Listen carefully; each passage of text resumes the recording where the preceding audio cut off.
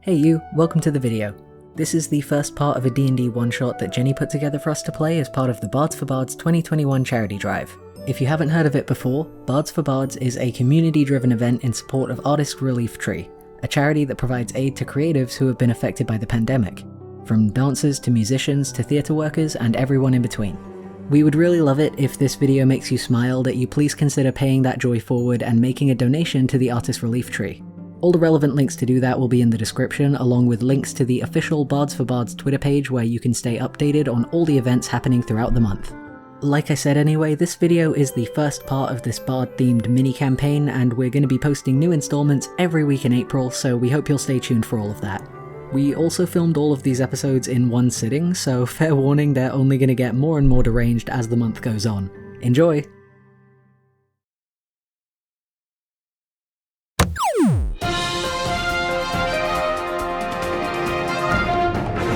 And now for our final story tonight. Big Corp announced today further plans for the betterment of Capital Town, including generous new rules that allow employees to rent pencils from the company rather than supplying their own, and in a move some are calling shockingly progressive, to go to their company-designated housing once their shift has ended.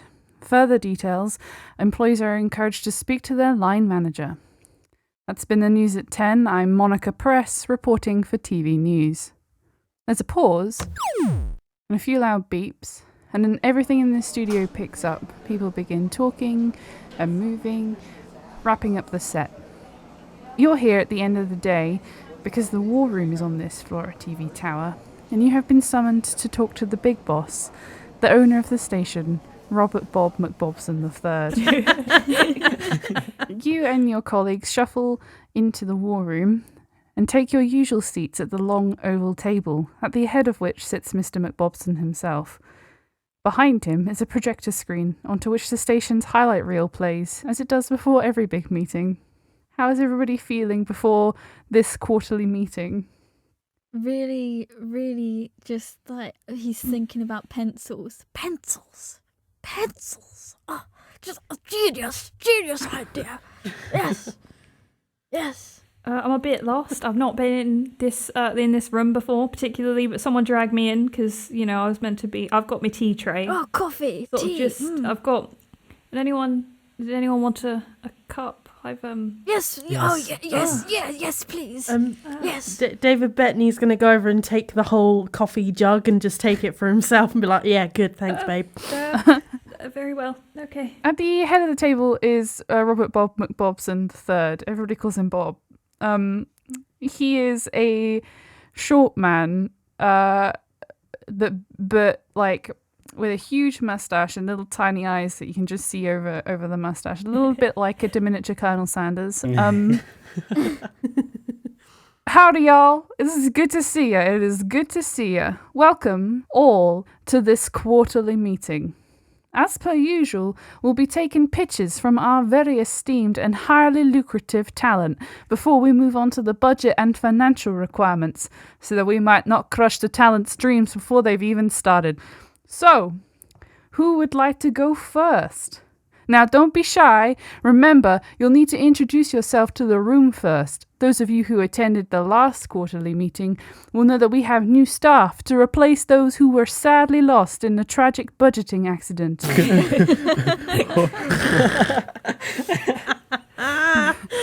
In fact, you know what? Hey, where's that girl with the tea? You there? What you miss? Come here. Put the tray down on the table and grab yourself a seat, y'all. Y'all gonna have to introduce yourself to Miss Earlana Gray. Earlana Gray. Beautiful. Anyway, who would like to go first? I don't think I should go first because I think mine's going to be a winner. So you better go first. The head of our crew, sort of, I imagine it's not just, Dick alone. There's like the rest of the crew, like. It's at this point you should probably explain that Dick is a character. Dick is my character's name, yeah, right.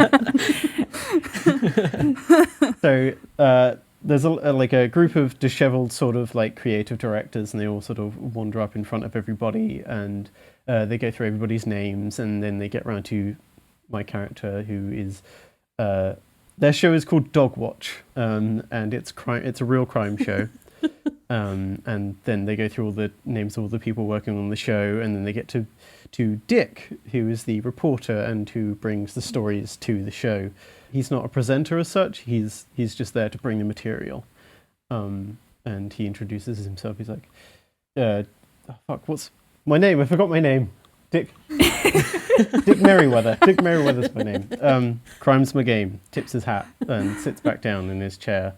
And they all look a bit disheveled and tired. And the lead guy is like, they wheel out this TV in front of everybody, and he's so like disheveled, and he's got like a cigarette in his mouth. It's unlit, but he's mumbling some words, and then at the end he's like, Dog Watch, and then click, the advert starts, and it goes a little bit like this: guns, gore, criminals, drugs, drama. We've got it all under sexy velvet wraps, and we're going to give it to you all night long.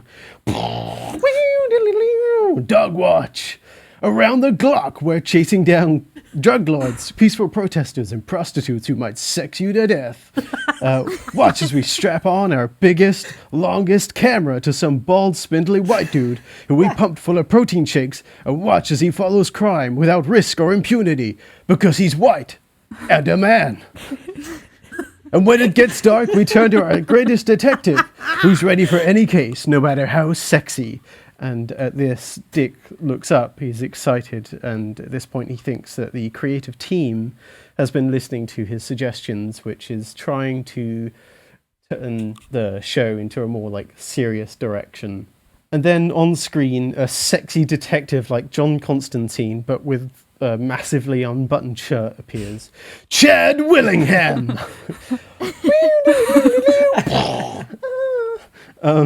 Dick rolls his eyes so heavily it's almost audible. The screen shows all of the Dog Watch presenters, which is not like the real crew, but like the fake facade crew, sitting in the office, tic-tacking away on keyboards, using like staplers as phones, and all like sort of like draping themselves over the water cooler, and all of them simultaneously look at the camera, and Dog Watch, the name, just blows up and explodes the office.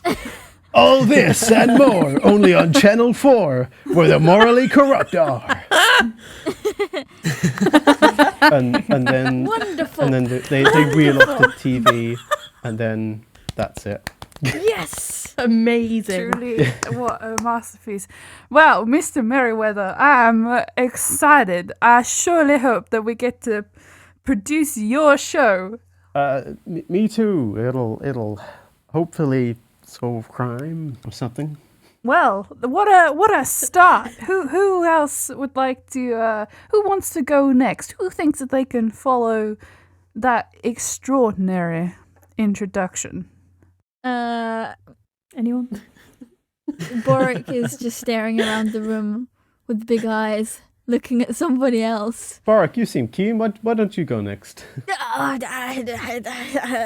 don't know about that, really. Honestly, it's a bit, Go on.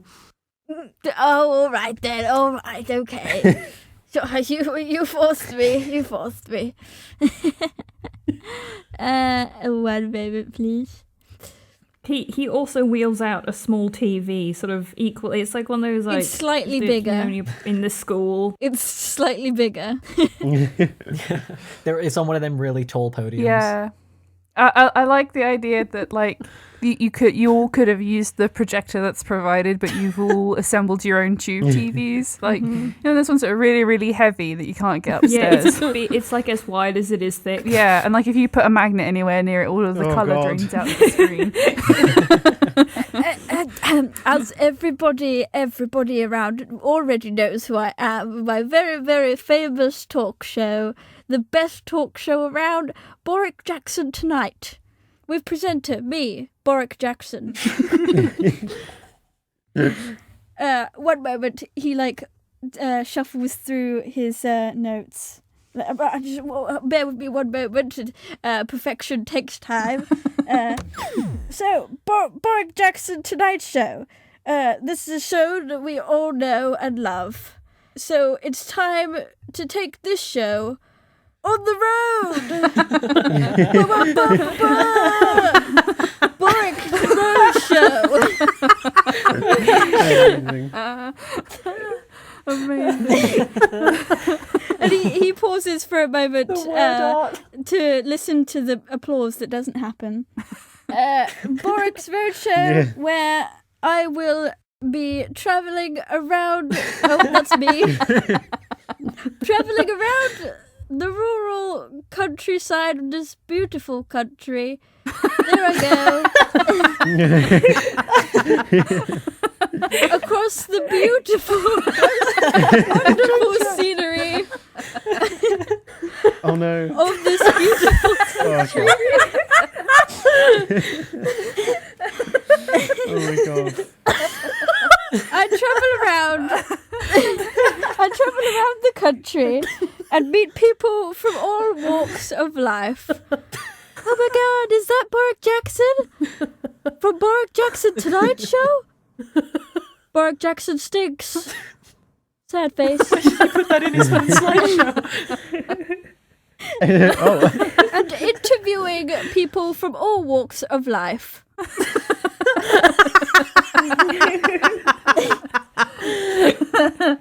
Taking the much loved show that we all know and love. I'm having so much fun with my friend Borik. To the people of this world, of this beautiful country, I love your show, Mr. Jackson. Thank you, Doris. Thank you.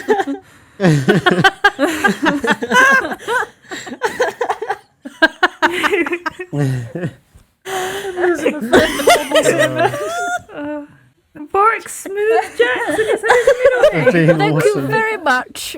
That is all from me, Borik, Mr. Borik Smooth Jackson. Good night. Oh my god. Standing ovation from me. David Bettany climbs on the chair. So as Dungeon Master, I have a couple of questions for you about Boric Jackson.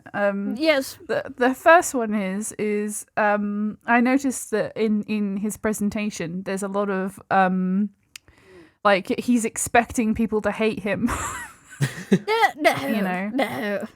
Is he you know, sort of, does he hate himself? I guess the question I'm asking. I mean, Well, I think he's just representing what actually happens. He's he's had a tough life. That's your response. I have a feeling that one of his team made his PowerPoint for him and he hadn't quite looked at that's it before he probably the done. likelihood. No. It was his assistant. No, I sat at home in my pants making this. My other question would be, I saw that Boric Jackson had some degrees on the wall there. Are they real? Does Boric Jackson have degrees? And if he does, what are they in? Yes. Well, I'll just show you. This one is a certificate of being awesome. Yes.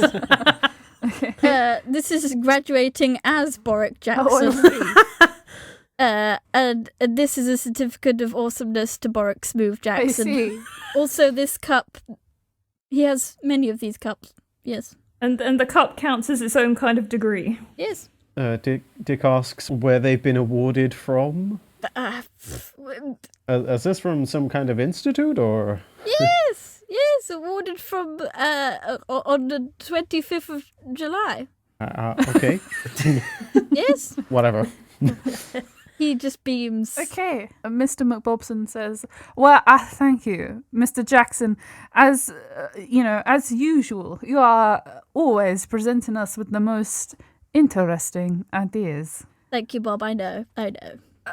Who Steps back. Which amongst the talent, which of you would like to go next?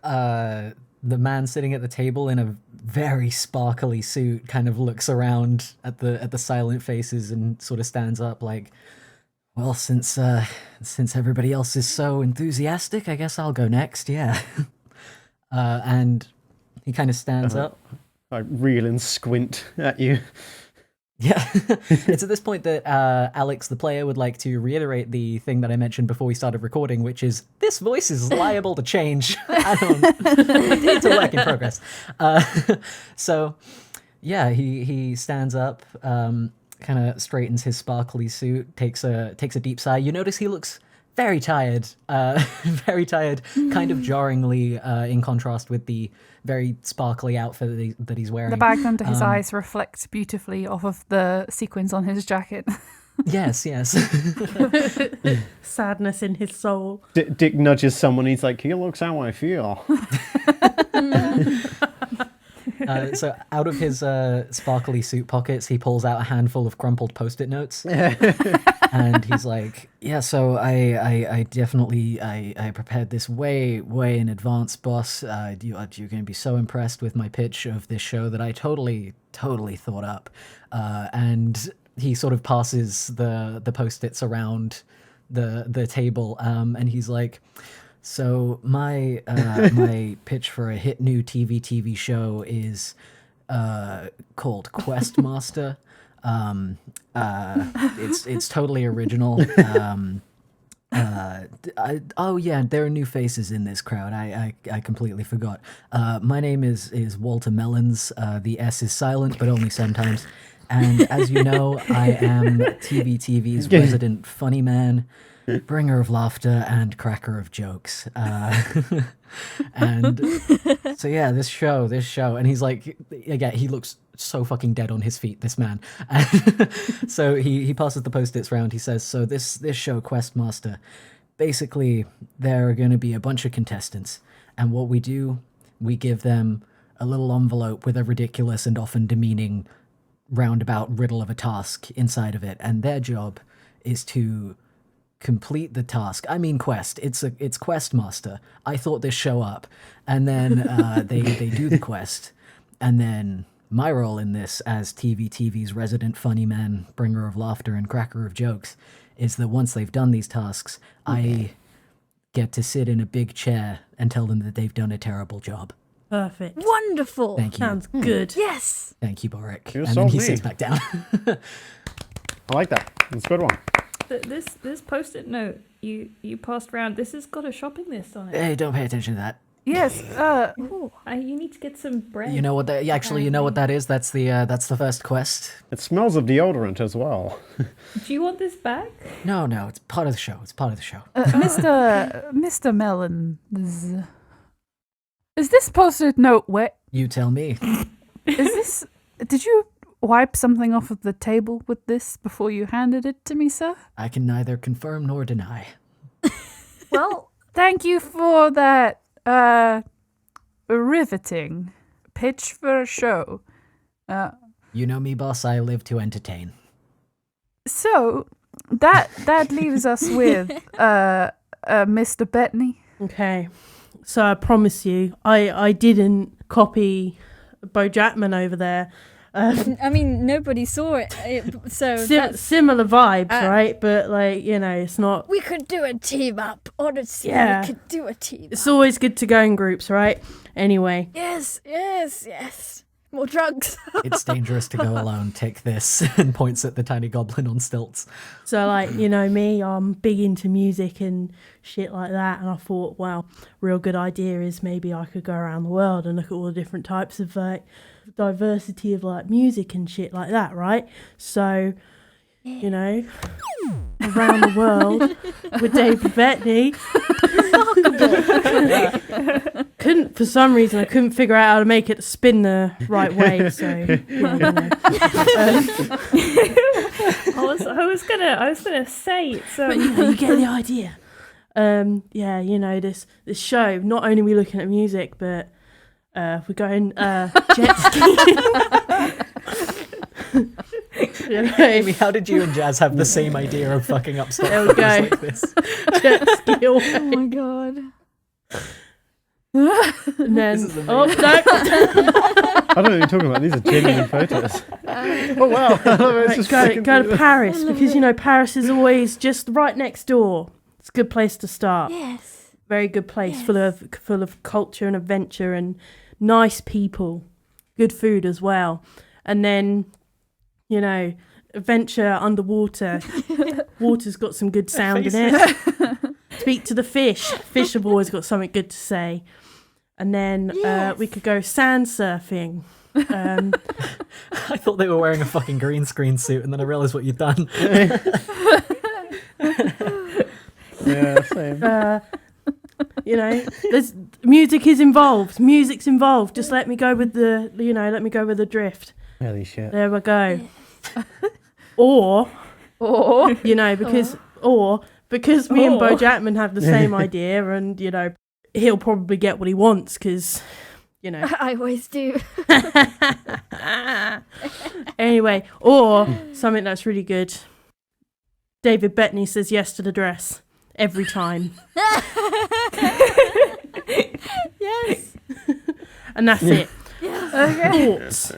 Walter Melons is like pinching Yes. the bridge of his nose at the last picture in that slideshow. Like, what have I just seen? Wonderful. Earlana, she raises her hand. Hello. Would you be wearing the dresses, or would other people be wearing the dress? Are you saying yes to lots of It's, dresses, or so, other like, people?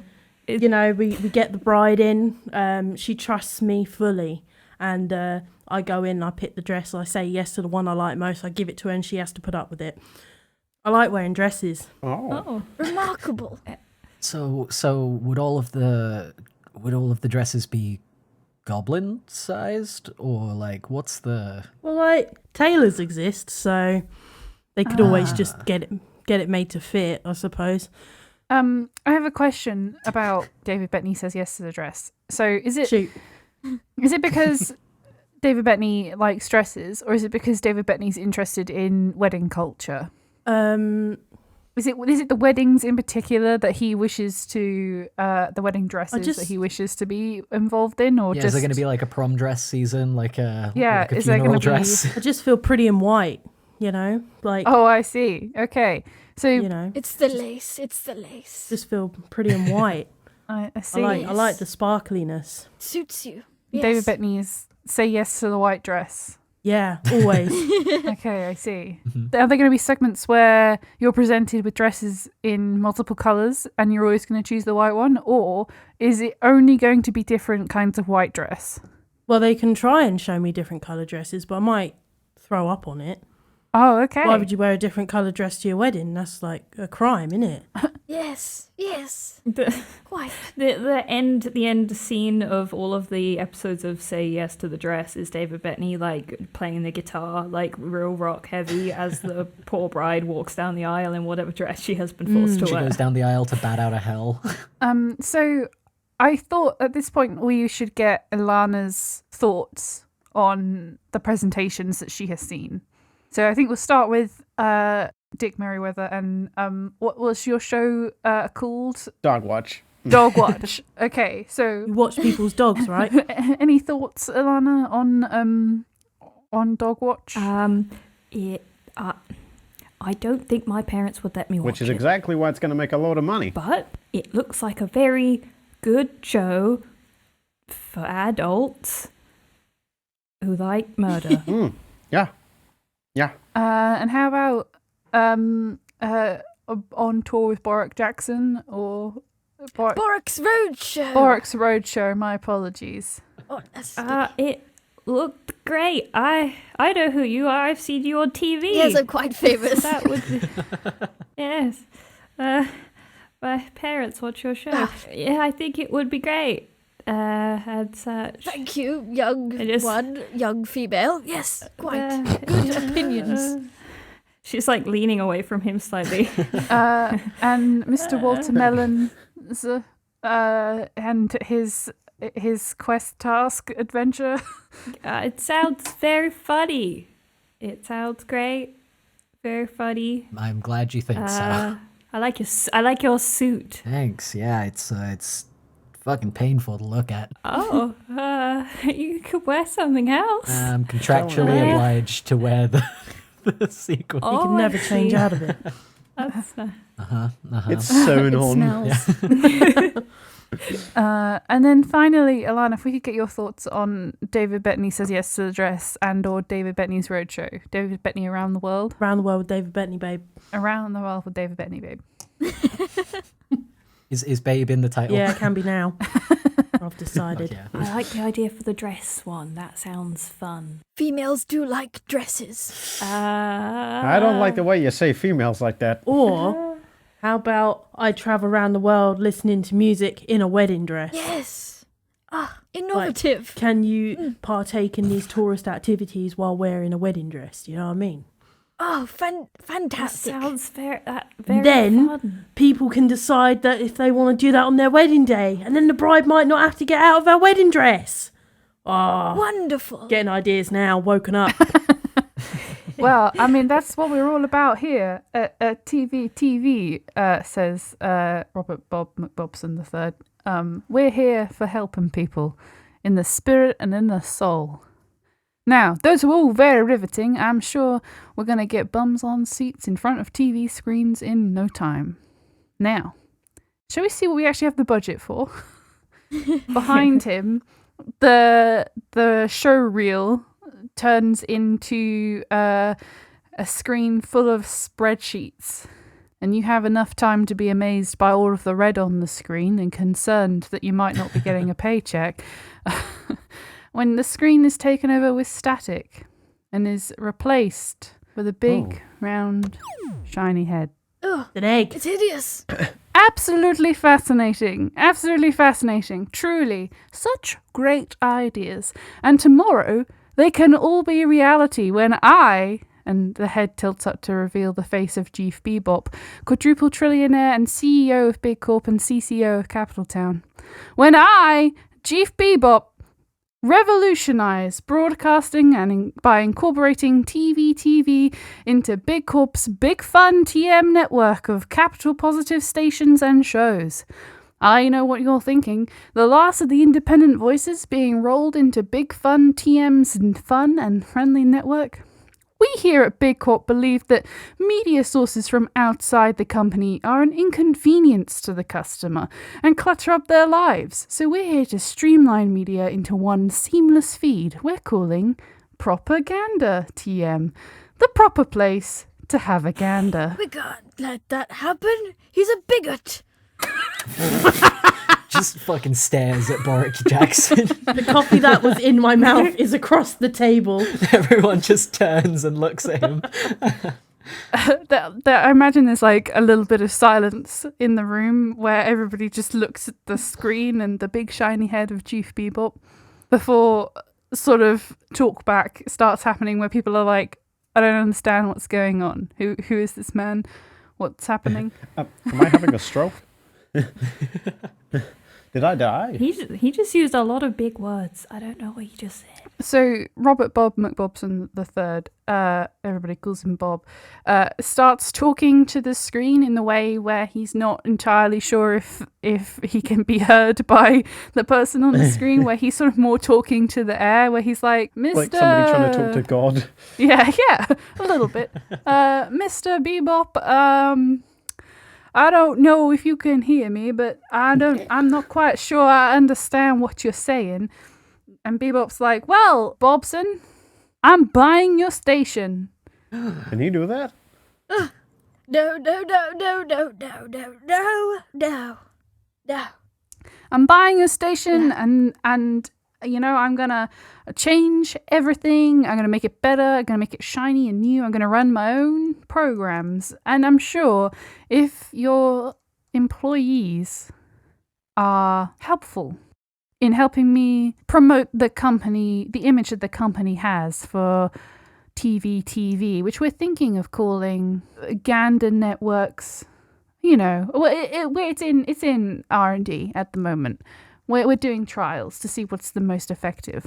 But if you're helpful, then you can all keep your jobs. Wouldn't that be nice? No. People don't like change. People don't like change. His head is in his hands. Yeah. Are you people, Boric? There is only room for one bigot in this TV station. Oh, so you're self-employed. I've been here for 56 years. So if you were to buy the TV studio, could I potentially travel around the world in a wedding dress? Probably not, no. Oh. I mean, I have watched all of your presentations, and I must say some of them are not what I would call fitting with the company message. We'll have to make some changes. Travel around the world in a suit? I find that actual travel around the world is quite expensive. Well, yeah. And that is contrary to company guidance, I'm afraid. You should do what we do is use a green screen. Exactly. We don't have the budget for anything. The long and short of it is that I'm sending a car to bring you all to Bebop Park tomorrow morning at 0800 hours. I'm preparing to deliver the Geef note that afternoon, in which I'm announcing the fact that I've brought your garbage station, so I'm afraid I don't have time to come to you. Garbage? I'll see you then! And then the screen dies. You pest. He's a pest. Yeah, you tell him, Boric, with the screen turned off. I like the cut of your jib, kid. Isn't there some sort of legal business? How can he? Don't you have to be selling it for a person to buy it? Earlana, we can't let this happen. We can't let this happen. I'm like shaking her shoulder. It's all on you, the new generation. You must make the change. But not the change. We hate change. You must make the change to make it not change. Okay, sir. You're a very contradictory man, aren't you? I don't even know the word.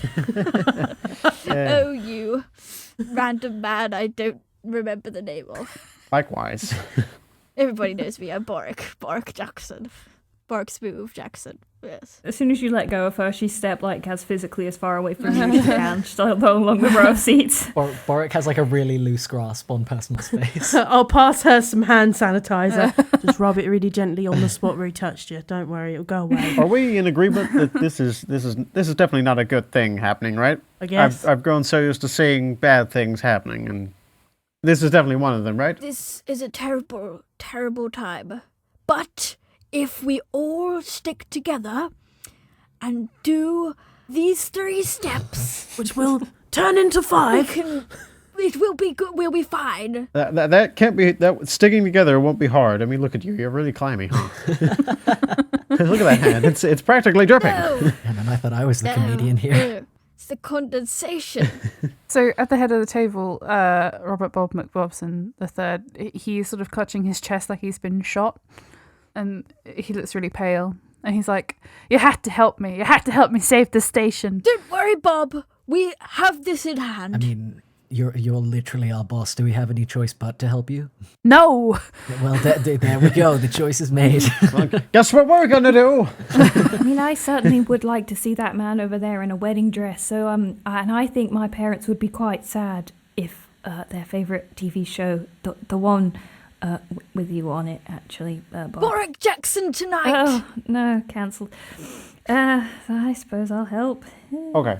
Wonderful. I might get a real job then. I've been the intern for quite a while. Bob, this is how I see it. If I help you, I want to be able to change this show, this bullshit show that I got going, into something a bit more serious. Because we're not solving crimes here. No, we're not. But Mr. Merryweather, if you help me, you can do whatever you like with your show. But you do realize this is a TV station, right? We're not actually... You're not a real detective. You even have police in your TV show? Then again, I wouldn't even rely on the police, really. A bit shit, aren't they? I can't disagree with you there. No, you're right.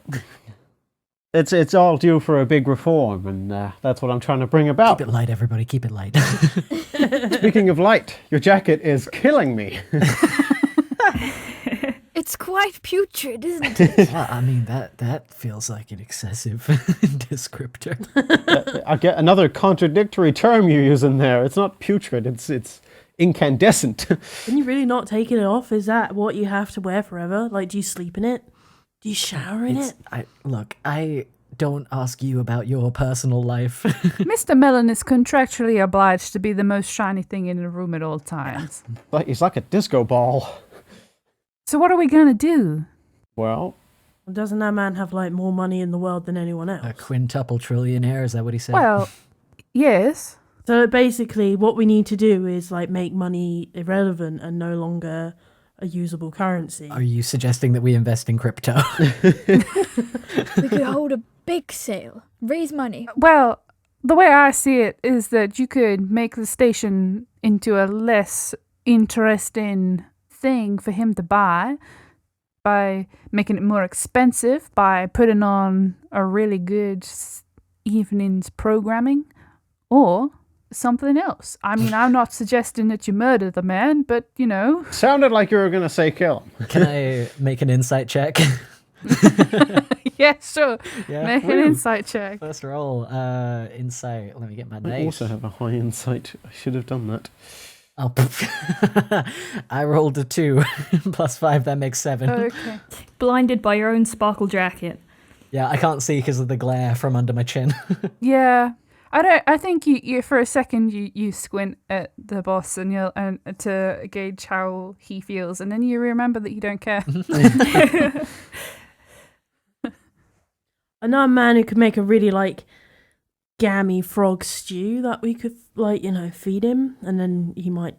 Oh no, the frog stew was That bad. sounds disgustingly delightful. Or we could find some dirt on him. He's a capitalist, right? They're all dirty. What a wonderful idea, Mr. But Doc. then again, this is a capitalist society, so he may just be able to buy his way out of it. Didn't really think that one through. So what you were saying, Mr. Bob's, if We should start a hashtag. oh, that's a good idea. So if we do so well, if the so many people watch the TV, then maybe he won't buy it. That feels contradictory. If we do well, won't he want to buy it?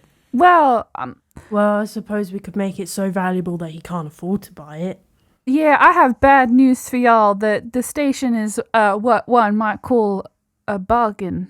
We aren't doing so well. As some of you may be aware, the numbers are unfortunately dropping, and your shows are not making as much money as maybe you've been told that they are. I blame Borik. That is absolutely nothing to do with me. My show is a hit. Even Elizabeth's, Emily, that young girl over there, even her parents watch it. He was talking about me. Yes, you, Ilaria. I don't want to correct him. Maybe if you spend this evening putting on some kind of show that we can run on the network, maybe a fundraiser or something to make the station much, much more valuable than it currently is, then he might not be so inclined to try and buy it. Oh yeah, we could do one of those big fundraiser things where we get one of those big like the bars with the money in it on the side of the screen, so they see how much we raised, like a big charity thing, and everyone put on a show. A good idea. What Yeah. a beautiful idea. I have a lot of ideas. Oh, thank you. I just would you like a cup of tea? I mean, I would say I would like a coffee, but I'm pretty sure that the goblin in the wedding dress ate it all already. Oh yeah. Yeah. How did you eat coffee? Sorry about that. I didn't even brew it. I just ate the beans. That was actually the last cup. We ran out, and they won't buy any more. So we have some tea bags though. They're a bit stale. Yeah. Speaking of coffee, I need to go to the bathroom. I'll have a cup of tea, dear Ambrosia. Oh dear. She just walks away to make some tea in the corner. It's like it's getting one syllable further away every time he says it. It's also a good time to mention that Earlana is she's just dressed like a clown.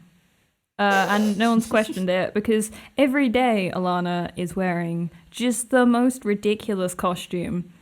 Because she has no idea why, but every time she seems to walk past a set, they drag her in to be an extra. Just for something. Today it was a kids show, but you've never seen her in regular clothing. We should probably take this moment to describe what everybody. We've seen a little bit of what David Bettany and Boric Jackson look like, but do you guys want to describe what your characters think of themselves, like what you look like? Hell yeah.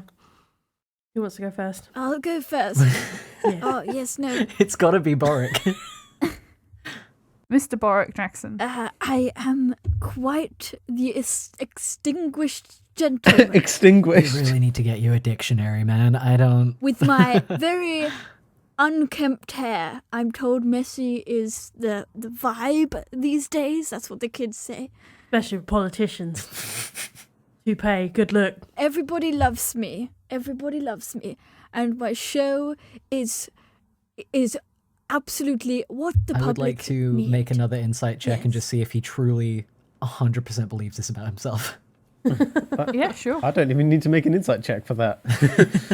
That's Pretty sure he does. 14. Insight, wisdom. He's really, really not wise. He's got a +0 on wisdom. His wisdom is 10. So you can see right through it. Wow. He's got serious self-confidence issues. Oh, He knows he's a piece of shit. No one actually watches his show. Oh, wow. oh man. Oh, I feel We're bad. getting the deep lore in session 1.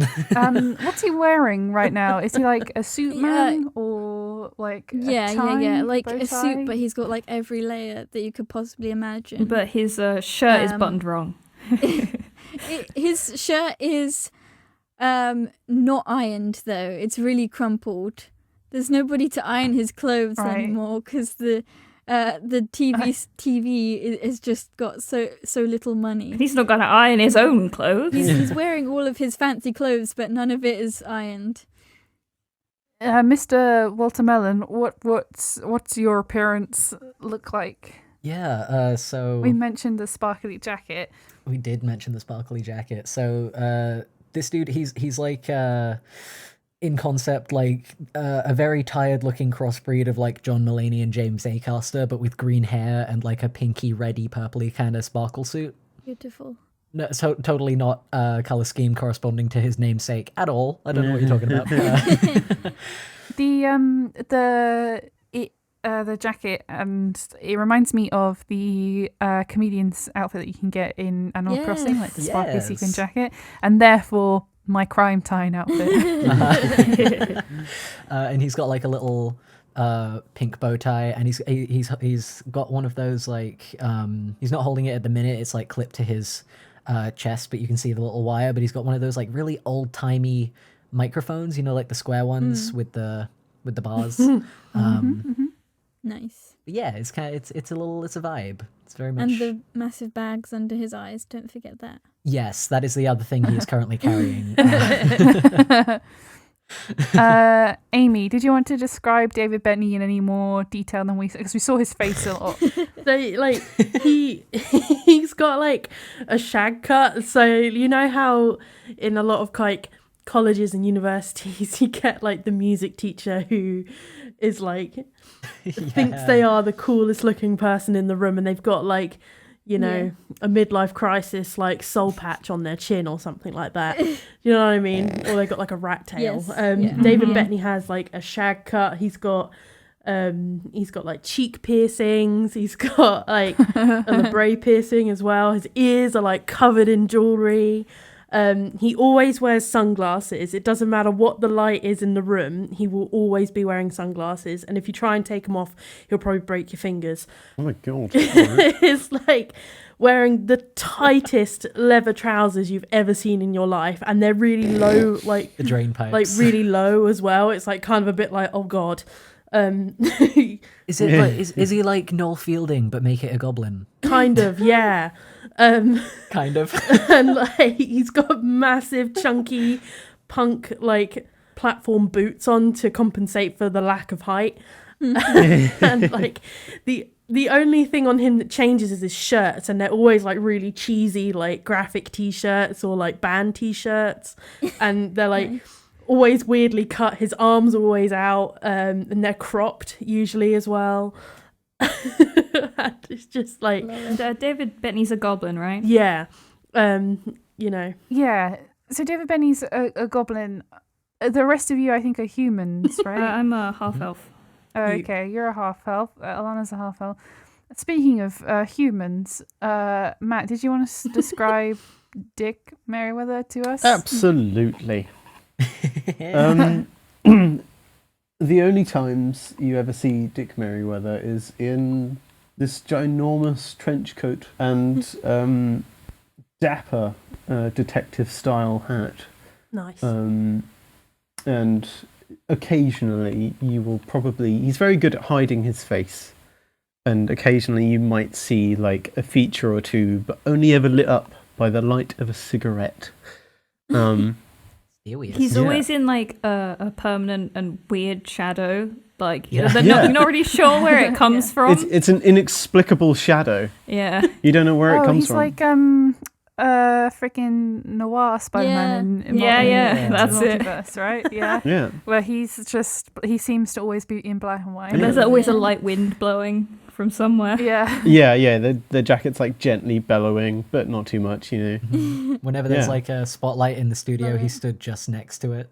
He likes to have long sleeves as well. Like he doesn't roll up anything. He's just, it's got a cozy jacket. So my question to you then, both as Dungeon Master and as Robert Bob McBobson III, is what do you want to do to save the station? We will put on the most spectacular show the country has ever seen, and he will have no choice but to not buy us out. I think that's the best thing we could do together.